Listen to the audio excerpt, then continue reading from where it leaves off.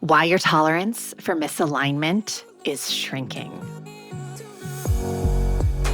Welcome to your daily hit of grace and grit, your quick dose of inspiration to kickstart your day. This show is proudly sponsored by Rumble and Rise. To find out more about joining Rumble and Rise, head on over to graceandgrit.com/ready to rumble. I'm Courtney Townley, and here is today's hit. I don't know about you, but at midlife, I definitely noticed that my tolerance for misalignment is shrinking. And it's one of the most bewildering parts of this chapter of life, realizing that you suddenly have zero tolerance for things that you used to endure with a polite smile. The job that drains you, you used to rationalize it, but now it feels like sandpaper on your soul. The friendship that's always been one-sided, you used to make excuses for it, but now it feels like emotional quicksand. The coping habits, the wine, overworking, numbing, powering through that once took the edge off, and now they feel like they're pulling you further from yourself and there's a bigger consequence to pay.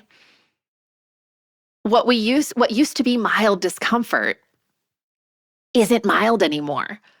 It's loud. It is insistent.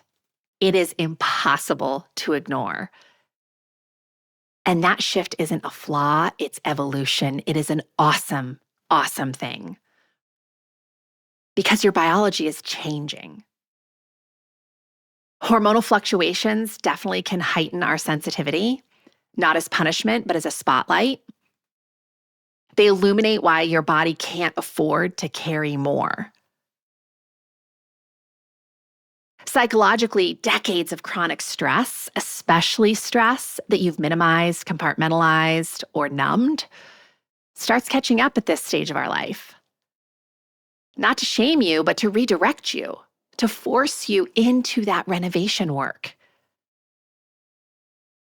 And on a deeper level, something in you is waking up with very clear and urgent truth.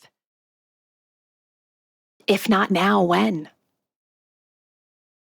This shrinking tolerance is not weakness.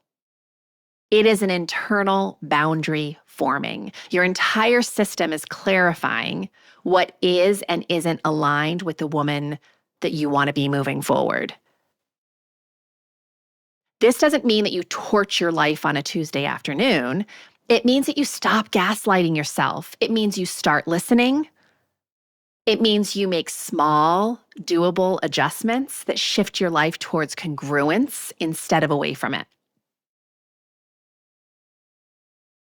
Today, notice where misalignment feels especially loud or sharp. The conversations that leave you depleted. The obligations that fill you with dread. The habit that used to soothe you but now feels like self-abandonment. Do not ignore these things. Instead of pushing down those signals, write them down. These signals are data. They are truth tellers. They are invitations. And as you notice these things, ask, what is this discomfort trying to teach me? What is this intolerance pointing me to? What tiny change could honor this message today, not someday? This sounds so minor, but I notice at this stage of my life, anything that doesn't feel good on my body, I am taking it off. So I have been known to change out of a sweater that I put on in the morning within 20 minutes because the fabric just feels so terrible on my skin. I have no tolerance for it.